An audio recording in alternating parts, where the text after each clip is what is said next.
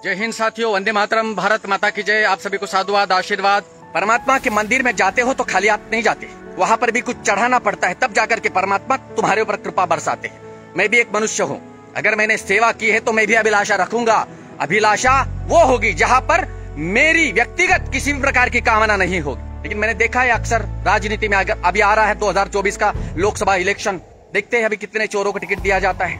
जिनके पास संपत्ति, बस टिकट वही पाएगा। जितना ज्यादा दुराचारी, उसे अधिक तवज्जो दी जाएगी। यही दुर्भाग्य इस देश का, और ऐसे ही ये देश बढ़ेगा। हम तो चाहते हैं कि देश को बहुत मजबूत करे। तुम बाहर से देश को चाहे कितना भी मजबूत कर लो, लेकिन देश के अंदर ही अगर देश को दिमाग लगाने वाले लोग जिंदा रहेंगे तो देश बर्बाद हो जाएगा। तुम घर के अंदर ही अगर गंदगी को साफ नहीं कर पाओगे, बाहर से देश को कितना भी सुंदर कर लो, कोई अंतर नहीं पड़ेगा। देश का बर्बाद होना तय है। अगर वक्त रहते देश के लिए ईमानदारी से कार्य कौन कर सकता है वो न पहचाने तो देश बर्बाद होगा। सबसे महत्वपूर्ण बात, गुजरात जो नरेंद्र मोदी जी का गुजरात था, आज नहीं है, क्योंकि नरेंद्र मोदी जी नहीं है यहाँ। इसीलिए मैंने कई बार कहा, बार बार कहा, नरेंद्र मोदी जी की जरूरत है इस गुजरात को। एक भी नेता, कुछ है ऐसे 2 4 5 गिने चुने, सनातनी है, हिंदुत्व की बात करते हैं, हिंदुत्व के लिए कार्य करते हैं। तुम्हारी ऐसी क्या पीड़ा हो जाती जब रामनवमी के उत्सव पर हम राम रैली निकाल रहे हैं, पथराव कर रहे हैं ये गोमांस भक्षी, और नाम तक लेने के लिए राजी नहीं यहाँ के सांसद, यहाँ के विधायक, यहाँ के छोटे मोटे नेता कि भाई पथराव किसने किया। वो कहते वर्ग विशेष लोगों ने पथराव किया। भाई वर्ग विशेष कौन थे? वर्ग विशेष कौन? तुम्हें शर्म आती है? नाम लेने में डर लगता है? अरे तुम्हें वोट नहीं देते और तुम उनका नाम लेने में डरते हो। ऐसी कौन सी संवैधानिक मजबूरी है तुम्हारी जो तुम उसका नाम नहीं लेते? तुम्हें दिख रहा है सामने से पत्थर फेंका जा रहा है, फिर भी तुम उनका नाम लेने से डरते हो। ऐसे पद पर थूकता है ये सन्यासी। ऐसे पद की जरूरत क्या है जो तुम अपने भगवान श्री राम का अपमान करने वाले, उनके ऊपर पथराव करने वाले का नाम तक नहीं ले सकते। इसीलिए कभी कभी राजनीति से घृणा होने लगती, राजनेताओं से घृणा होने लगती है। लगता है कि छोड़ो इनको कोई पड़ी नहीं है, ना हमारी, ना हिंदुस्तान की, ना हिंदुत्व की, ना अपने राज्यों की, ना अपने राज्यों की सीमा की। मैं वडोदरा में लगभग 3 महीने से घूम रहा हूँ। गुजरात का केंद्र बिंदु वडोदरा, लेकिन वडोदरा बहुत घटिया है। वडोदरा मैंने देखा बहुत गंदा। रात्रि को 4 बजे तक यहाँ अंडों की लारियां लगती है। अभी अंडों की लारियां कौन लगाता है समझो, लेकिन वहां अगर कोई प्रशासनिक व्यक्ति जाता है, कोई हिंदू की लॉरी चली है 10 बजे, 11 बजे, 12 बजे, तो वहां पर गाड़ी निकाल। मैंने खुद अपनी आंखों से देखा है। लेकिन किसी पुलिस की, किसी की हिम्मत नहीं हुई कि मेरी गाड़ी को रोके और मुझे बोले कि गुरुजी क्या कर रहे हो ना। पर मैंने चुपचाप बैठा हूं, मैं बस देख रहा था कि हो क्या रहा है यहाँ। यार रात्रि बाजार है मेरे वडोदरा में, रात्रि बाजार, जहाँ पर तिलचट्टे साले खाने के शौकीन मरे जाते हैं। 4 बजे तक लॉरी खाना चलता है। अरे धर्मशास्त्र के अनुसार महाभारत को देखो, स्कंद पुराण को देखो, जैनियों के धर्मशास्त्रों को देखो, रात्रि को केवल राक्षस खाते हैं, पिशाच खाते हैं। राक्षस खाता है, इंसान भोजन नहीं करता है रात्रि को। यार रात्रि बाजार चलता है। फिर यहाँ पर हिंसाचार, अनाचार, अनैतिकता, व्यभिचार क्यों नहीं होगा?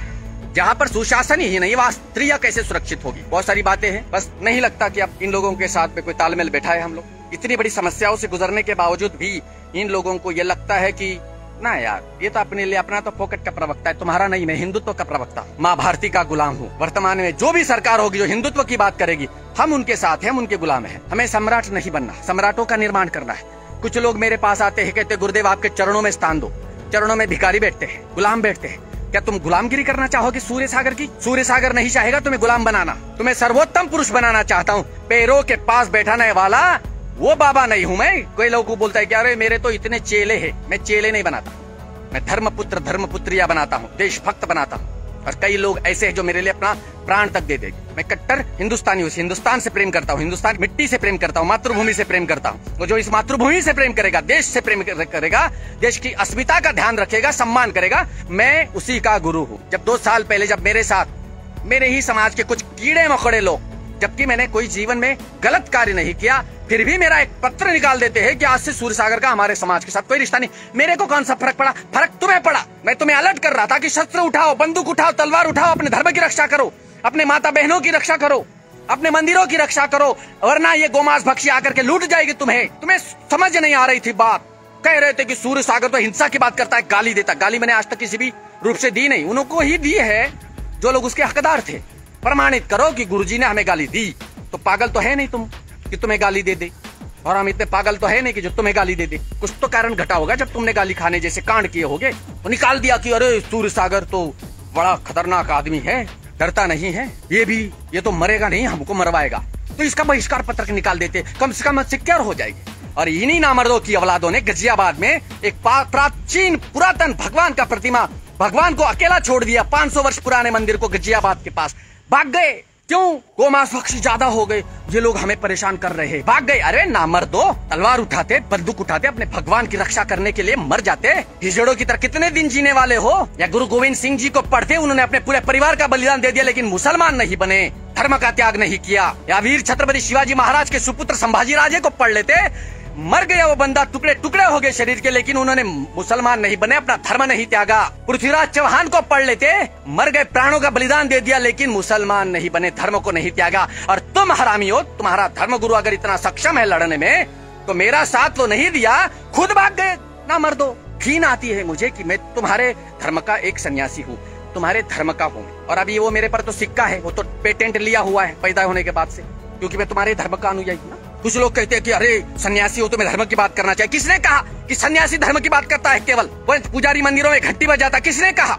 जब भी धर्म और देश खतरे में पड़ा तो मंदिरों में से निकल करके पंडितों ने, पुजारियों ने और गुफाओं से निकलकर सन्यासियों ने इस धर्म की, राष्ट्र की, देश की रक्षा की है। उत्तर प्रदेश को उत्तम प्रदेश बनाने वाला भी एक उत्तम सन्यासी है। अगर वो मंदिर में घंटी बजाता तो उत्तर प्रदेश की हालत क्या थी आप जानते हो। इसीलिए कहा जाता है कि सन्यासी से बढ़कर कोई सर्वश्रेष्ठ राजा नहीं होता। इसीलिए तो सन्यासी से डर लग रहा है कि सन्यासी कहीं अगर अंदर घुस गया तो दिक्कत पैदा करेगा। अगर मेरे भाग्य में महाकाल ने निश्चित करके रखा है, अगर महावीर ने निश्चित कर रखा है, तो वही होगा जो महाकाल की योजना के अंतर्गत होगा, और उसके बाद जो होगा वो इतिहास में अमर हो जाएगा। क्योंकि अभी मजबूरी है ना। एक घर में मियाँ बीवी लड़ रहे थे, पति बोल रहा था मेरे बेटे को डॉक्टर बनाऊंगा, लड़की बोलती ना मेरा बेटा तो वकील बनेगा। दोनों का झगड़ा हो रहा था बहुत जोरों शोरों से। पड़ोस में से एक आदमी गुजर रहा था, उसने बोला अरे क्यों लड़ रहे हो? पत्नी बोली देखो ये बोलता है कि मेरा बेटा डॉक्टर बनेगा और मैं चाहती हूँ मेरा बेटा तो वकील बने।